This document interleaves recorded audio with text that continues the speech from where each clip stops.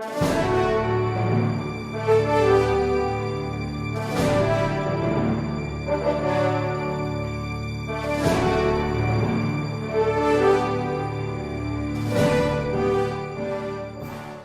Your Honor. You did not, so this document was not generated upon your orders. It was generated upon the orders of your president. Yes, Your Honor. All right. Counsel, proceed. Last question, Mr. President. Did you have a chance, Ms. Johnson, to go into the records after you received the subpoena of the particular accounts mentioned in the subpoena?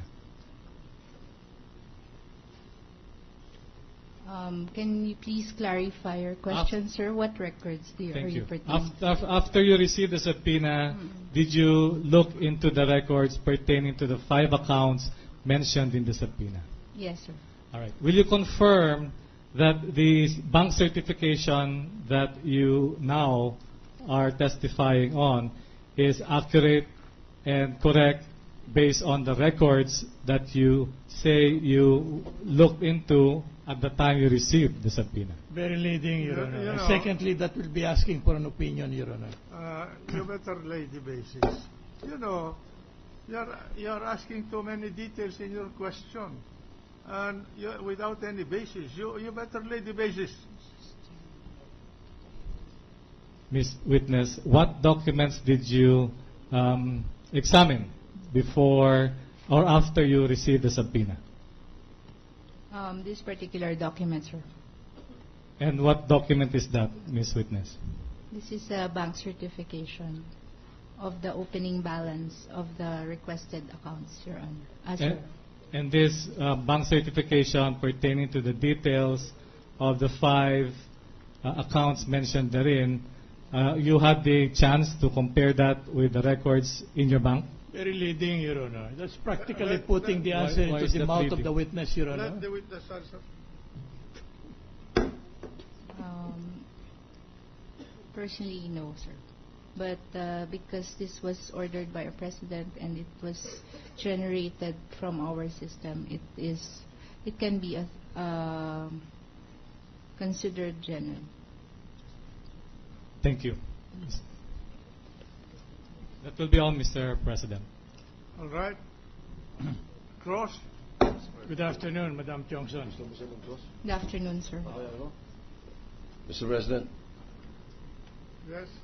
with the permission of the gentleman from the defense, may we recognize Senator Jingo Estrada before the cross-examination? Yes. Because originally, Mr. President, just to set the record straight, although Senator Drilon was correct about the report earlier on the testimony or the witness, it was Senator Estrada who initially or originally asked for the presence of the witness, but has now been adopted by the prosecution. I suggest that for an orderly handling of the witness, let us first allow the counsel for the defense to cross-examine her, and after that, the distinguished gentleman from San Juan will take the floor to ask his question. I submit, Mr. President. I was about to yield to him, Your Honor. So it's okay, it's okay. Proceed and cross-examine. Thank you, Your Honor. Now, before you came over in today's proceedings, I suppose you have compared with the lawyers of the prosecution. Am I right? The lawyers of the prosecution, Right. sir? No, sir. You never had any conference with any of them, or particularly Attorney Custodio, Representative Tupas? You have never No, had. sir. The first time you had a talk with them is today only. Yes, sir. So prior to, even after, before this case was filed, which was last December 13, 2010, you never did have a conference with them. I None. never did have a conference with them. And I suppose you had never shown them any copy of the documents you have testified on this afternoon. I have never shown any document to anyone, sir.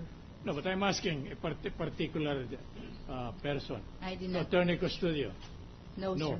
To Congressman Tupas. No, sir. All right. As of now, had they already examined these documents before questions on direct examination were propounded to you? No, also? Sorry, sir. As of now, today, Okay. did they have a talk with you in connection with these documents you identified? No, sir. So they do not know anything about this. No, sir. And that is the kind of preparation that you have had before testifying in this court in connection with matters touching your direct examination. Am I right? Sorry, sir. I did not understand your question. And that is the kind of preparation that the counsel for the prosecution had when they call you to the stand now. Yes? If you say so, sir. Oh, kindly answer so that your answer will be reflected in the record. May I consult, sir? Could Go not ahead. understand. Go ahead, please, if the court allows. Proceed. You can confirm.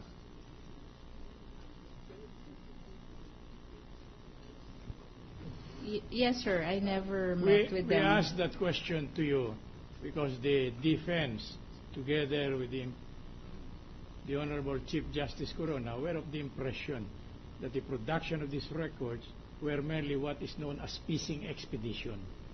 Do you confirm that? She would I not, cannot objection comment to on the- that, sir. counsel, sir, she would not know the meaning of fishing expedition. She might think that Ano ho ba ang katapat she's ng fishing going to the expedition? Arctic, she's Nangingisda? circle. Ano ho ba ang katapat nun? Mangingisda? Nangangalap ng ebidensya. Nananalakab sa linaw. Nangangalap.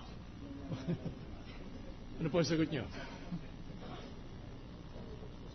No I answer? cannot comment on that, sir. I see. Wouldn't Now, a while ago, prior to your being under direct examination by Attorney Custodio never mentioned that you are one of the witnesses for the prosecution. Do you agree with me?